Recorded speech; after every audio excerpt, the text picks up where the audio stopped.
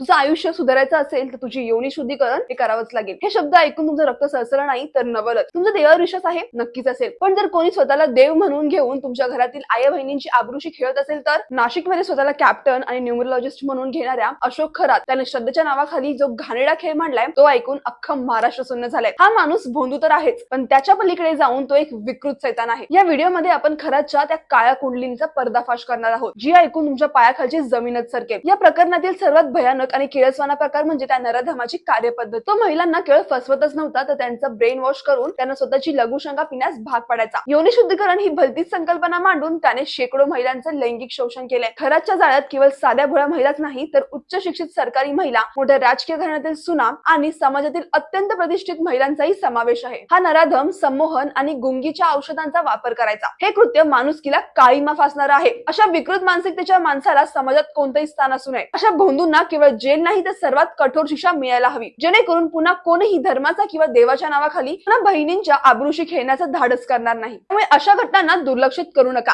अशा भोंदू बाबाला काय शिक्षा द्यावी कमेंट मध्ये नक्की सांगा.